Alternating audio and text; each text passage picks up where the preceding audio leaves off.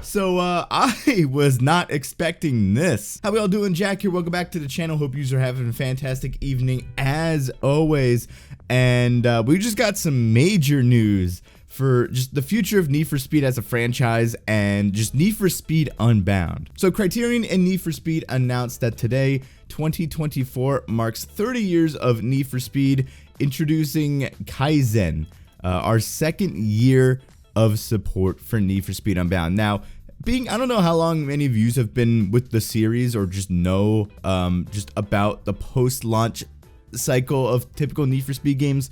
Starting in 2015, EA and Ghost at the time were always kind of promoted, oh, we're gonna support this game for a while, like live service. Like 2015 was the first kind of live service Need for Speed game in the current context. And we only got like 6 months of updates. By April, or I believe it was April or May, they're like, all right, we're refocusing and we're gonna focus on the next game. And the next game is Payback, and the same thing. By June, they're like, all right, we're done, on to the next game. So you usually only get about 6 months of updates, with Heat being the exception where we got one.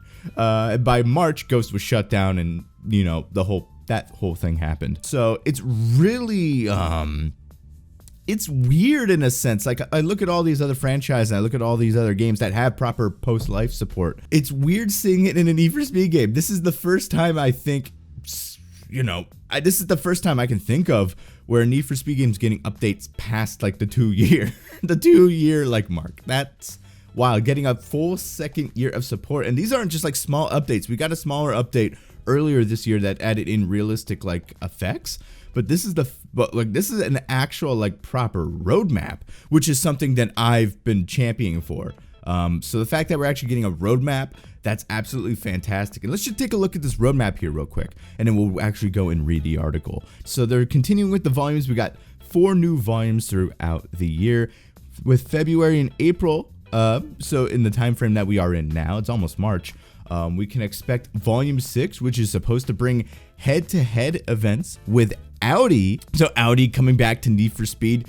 Audi is not in Unbound, so seeing Audi return, that's fantastic. And then in May through July, we have drift and drag events. The drag events look like they're coming back, inspired by Need for Speed Underground. So that's gonna be really interesting to see. I know drag racing has been absent since Payback, and I know a lot of people have wanted to see that back. I would like to see drag racing back. I kind of like the way they did it in Payback. They just needed to flesh it out a little more. I actually just got done with a Dodge Neon only run on Need for Speed Underground, and the drag racing in that game kicks your ass. So I wonder how they're gonna do the Underground, Need for Speed Underground style drag racing. And then drifting as well. Drifting is in Unbound, and I think drift racing in Unbound's fine. I think it's fine. I have a lot of fun with it. But if they're retooling drift, that would be interesting to see, especially if they're doing it inspired by Need for Speed Underground. And then, as the Hot Pursuit fan, my favorite Need for Speed's Hot Pursuit 2. Hot Pursuit 2010 is one of my favorite Need for Speed games as well. Cops vs. Racers, inspired by Need for Speed Hot Pursuit, coming in August through October. For Volume 8, that's gonna be really interesting to see. Cops versus Racers in Need for Speed Unbound as like a PvP mode. That sounds fucking fun as hell. Like, straight up, that sounds fun as hell. I can't wait for that. And then we don't know what Volume 9 is going to be. It's still a mystery. And then in each volume, we're getting 1 new major game mode or feature at least, 2 new fully customizable cars with multiple body kits, the speed pass with unlockable content, an optional premium track.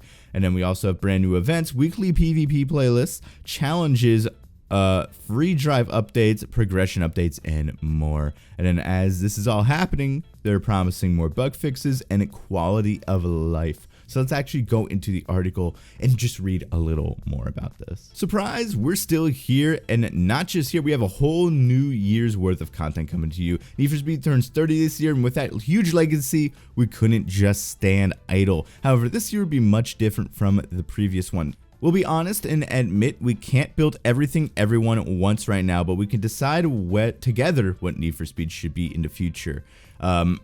again, Need for Speed as a community is so divided and so different and splintered that you can, again, I said this in a video, you can make a perfect Need for Speed game, but if it's not exactly like someone in the like some sector of the community wants, like people are just gonna trash on it.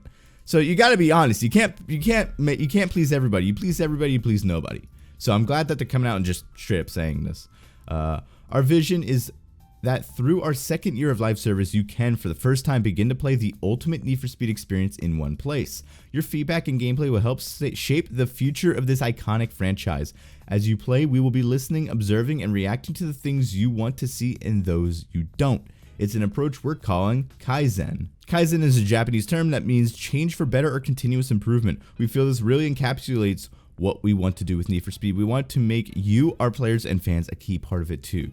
So how are we doing this? And then here's the roadmap that we talked about earlier. Then we have the evolving volumes. We're committing to adding 4 new volumes of content in the next year, each launching every few months. We aim to deliver some exciting themed updates with at least 1 new major mode added to each volume. We will also continue to build and evolve with each time, adding more events, more challenges, new content, ranks to earn, and new progression to chase. We really want to be fixing and focusing on the things that you care about most, like adding realistic driving effects last December. But as a small team, we need to prioritize where we spend our time, and it will always focus on what we feel is best for you all. Every improvement we try to make is a trade-off between something new and something different, so we'll be closely monitoring your comments and feedback and coming to you with regular communication about what we're learning along the way. Again, I really appreciate, just straight up, like we're a small team. We can't deliver everything, we can't fix everything, but we're going to try our best. That's, you know, again, it's weird seeing this type of communication because we don't typically get this type of communication. We don't typically get another full year of content for a Need for Speed game. Like, this is all just kind of like new to us. So, but like, this is fantastic seeing like this just straight up open, like, hey, like setting somewhat clear guardrails, like, hey, we can't necessarily do everything. We're not going to please everybody. We're a small team, but we're going to do our best. And, you know, we might do something that might not, people might not like, but hey, we're here to learn. And it really, this is kind of what I feel this whole second year of Need for Speed is finding out what works, what doesn't work, and trying new things. And this is kind of the Forza model. Forza likes to do this a lot, where later in their game's life span, they'll start trying new things, adding in new features, and then when the next game comes out, all those features are fleshed out in the brand new game. Yep, and they say right here, we see this as a year to test and learn and understand what works best for you. Committing to an extended Need for Speed Unbound live service allows us to really build on feedback, which we'll be gathering in a few ways. We're working closely with a dedicated player council, a bunch of Need for Speed influencers, core community members, and players to understand what's important to them and their communities. I don't know if you saw, but a bunch of Need for Speed YouTubers, influencers, and all those folks, they were at Criterion Games recently. I know Karu put a video up about it. And now we know why. We'll be increasing the amount of telemetry we track from the games to better understand through gameplay data what's working for you, and we'll look to close the feedback loop by being as transparent as possible with you, letting you know what we've heard and what we can and can't do. This, especially with a community like Need for Speed, you need to be as open as possible. You need to be as transparent as possible.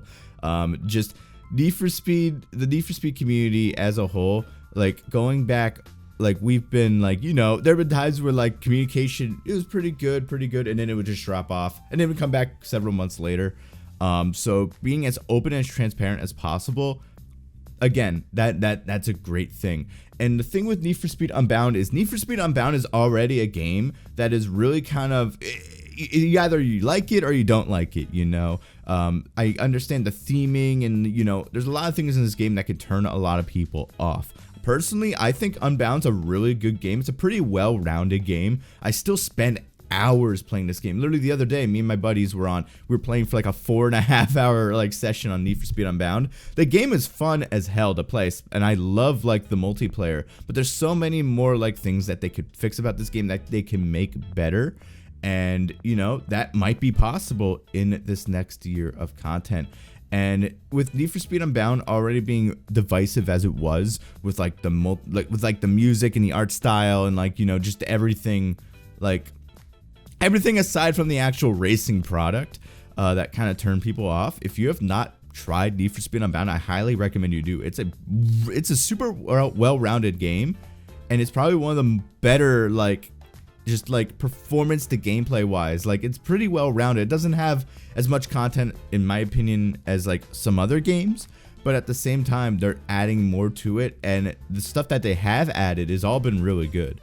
From like the Gauntlet playlist to the Drift playlist, like some of this stuff should have been there on launch, but the fact that it's in the game, and after like 4 full volumes of like stuff that they added last year, the game is super fun to play. So I'm extremely happy that they're continuing to work on Need for Speed Unbound, and that we're getting like just more content for it. We're getting new content for Need for Speed Unbound, which is like insane. Like, I'm still like, I have to pinch myself because this is probably the first time in series history that we've gotten a second year of content, barring obviously like Need for Speed World.